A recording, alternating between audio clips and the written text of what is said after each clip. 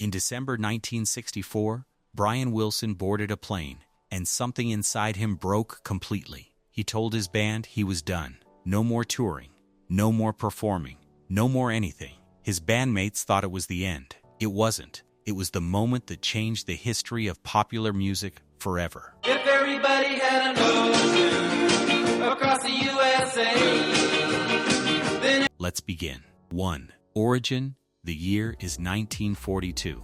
Hawthorne is a small working-class city in Los Angeles County, the kind of place that exists in the vast suburban sprawl of Southern California without distinguishing itself from anything around it. Brian Douglas Wilson was born here on June 20th into a household that is musical in the way that some households are religious completely and without question. Awful dim old Wendy left me alone.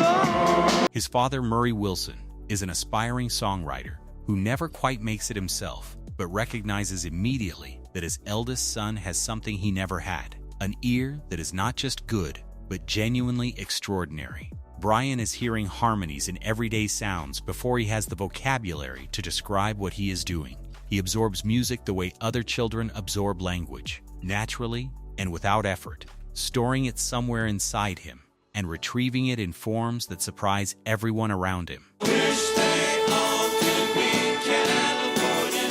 I wish they all could. The formal musical education is minimal, but the informal education never stops. Brian listens obsessively to the Four Freshmen, a vocal group whose complex close harmonies become the foundational architecture of everything he will later build. He listens to George Gershwin. He listens to Phil Spector's Wall of Sound productions with the focused attention of a student taking notes rather than a fan enjoying music. He is not consuming these things for pleasure, though pleasure is present. He is reverse engineering them. And my mother and a couple friends, they all convinced me to get out of my room, get back in there in the studio, and get to work. Taking them apart in his mind to understand exactly how they work and what would happen if you pushed them further than anyone has pushed them before. That habit of mind, the obsessive analytical engagement with sound, is both his greatest gift and, as it will later become clear, part of what makes him so vulnerable. The family dynamic is complicated in ways that leave marks.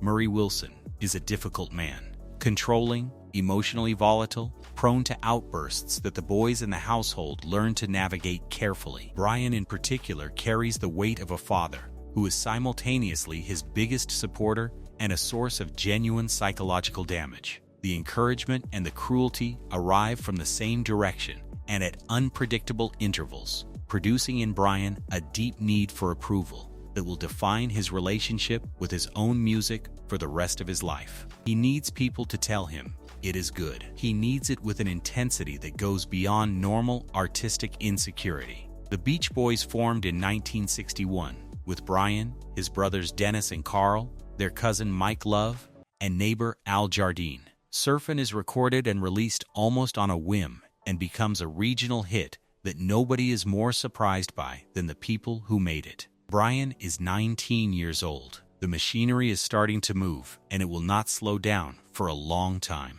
2. The rise. Between 1962 and 1964, the Beach Boys ascended with a speed that the American music industry has rarely seen before or since. Surfin' Safari, Surfin' USA, Surfer Girl, Little Deuce Coupe, Fun, the hits arrive with a regularity that makes the whole thing look effortless from the outside. Let's go surfing now. Everybody's learning how. Come on a safari with me. Capitol Records cannot press the records fast enough. Radio stations cannot rotate the songs often enough. The image is perfectly calibrated for the moment. Sun, surf, cars, girls, the California dream, packaged and delivered to every landlocked teenager in America who has never seen an ocean and now desperately wants to.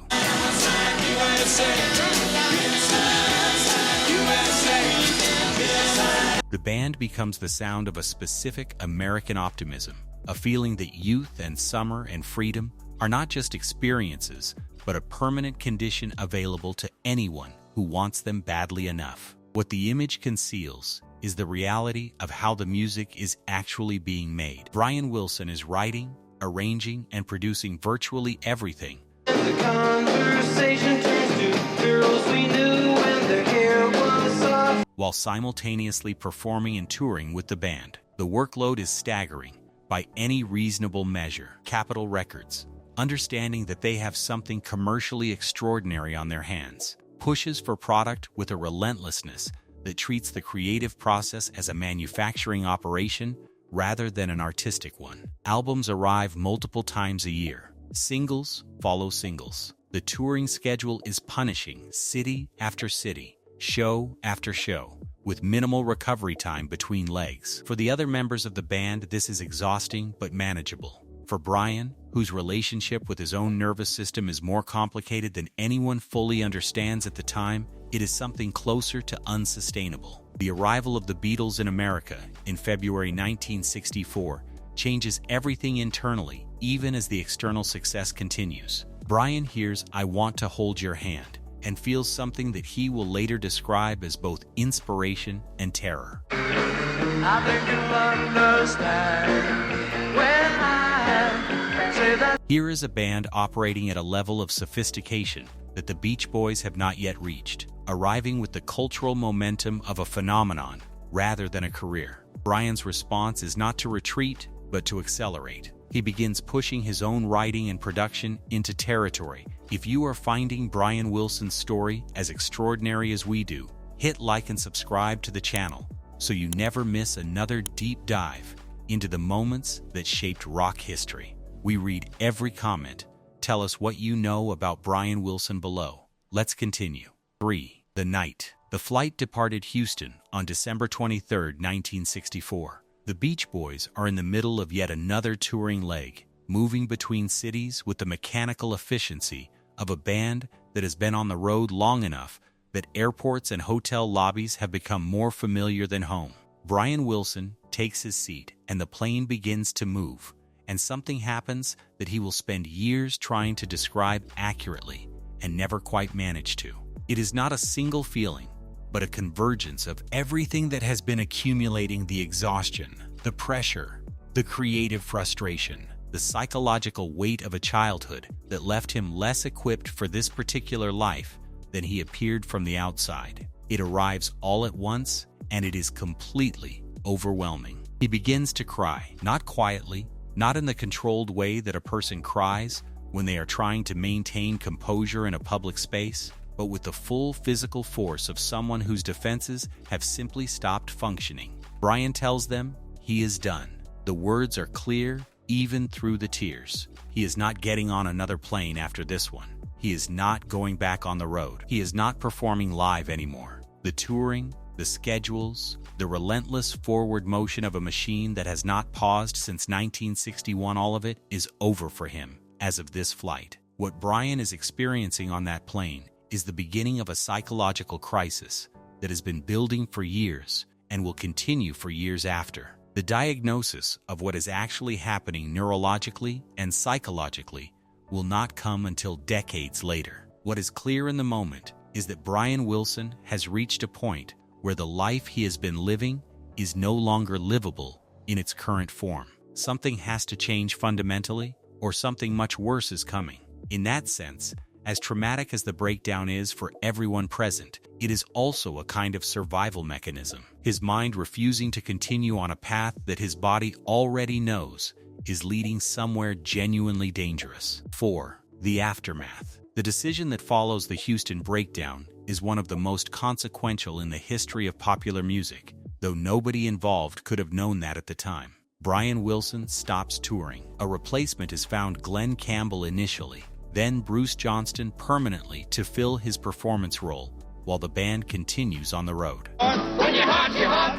One more time. When you're not, you're not. Well, put all the money in and let it roll 'em again. Brian stays home in Los Angeles, and what he does with the time and the space and the freedom from the relentless machinery of touring changes everything about what the Beach Boys are and what they are capable of becoming. The studio becomes his entire world. Not the studio as a place to capture performances that have been developed on the road, which is how most bands of the era use recording time, but the studio as the primary creative environment. The music that emerges from this period is unlike anything the Beach Boys have previously recorded, and unlike almost anything else being made in popular music at the time. like California. You see 'em wearing their baggy. Today, released in 1965, begins to show the new direction.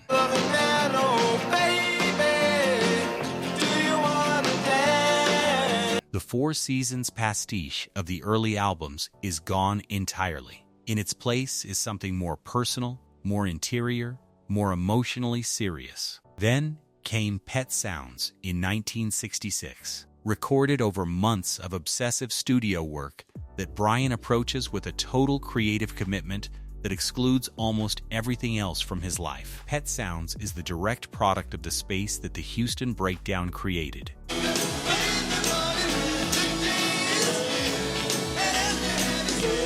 Without that breakdown, without Brian removing himself from the touring machine and giving himself permission to work differently, Pet Sounds does not exist in any form. Paul McCartney hears Pet Sounds and tells anyone who will listen that it is the greatest album ever made. The record directly inspires Sgt. Pepper's Lonely Hearts Club Band, which the Beatles recorded partly in response to what Brian has achieved.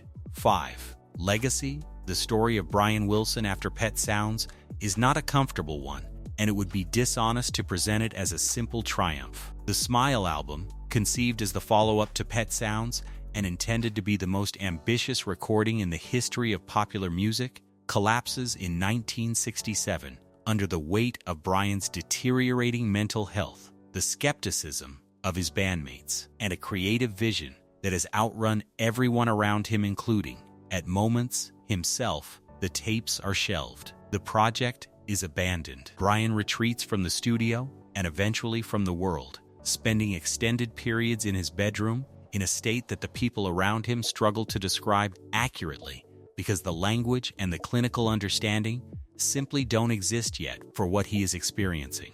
The years that follow are difficult in ways that go beyond the ordinary understanding of a career in difficulty. Brian Wilson is genuinely unwell. The voices that he is described hearing, the paranoia, the periods of complete withdrawal, these are not the eccentricities of a difficult artist, but the symptoms of a serious psychiatric condition that receives inadequate and at times actively harmful treatment for decades. The involvement of Eugene Landy, a therapist who takes control of virtually every aspect of Brian's life through the late 70s and 80s, is one of the darker chapters in a story that has several. Brian emerges from that period diminished in ways that those who knew him before find painful to witness, and yet the music survives everything. Good Vibrations, recorded in 1966 during the same period of extraordinary creativity that produced Pet Sounds, remains one of the most sonically complex and emotionally immediate recordings ever made. God Only Knows is regularly cited by musicians and critics as one of the greatest songs ever written. The catalog that Brian Wilson assembled between 1963 and 1967, in that specific window that the Houston Breakdown helped open, constitutes one of the most remarkable bodies of work in the history of popular music by any measure you choose to apply. In 2004, Brian Wilson finally completed and released Smile, 37 years after the original sessions collapsed. He performs it live with a full band to standing ovations on both sides of the Atlantic. The critics who review it understand that they are witnessing something genuinely historic, a man returning to finish the thing that almost finished him, and finding that it is even better than the legend suggested. Brian Wilson is still here, still making music, still hearing things in sound that most people cannot access. The night on the plane in Houston in 1964 could have been the end of all of it. Instead, it was the door that everything else came through. Brian Wilson broke down on a plane and changed the history of music from his bedroom. No stage, no tour, just a genius finally given the silence he needed to hear what was inside him. Some breakdowns are beginnings. His was the biggest one of all. If this story moved you, subscribe to the channel. We'll see you in the next one.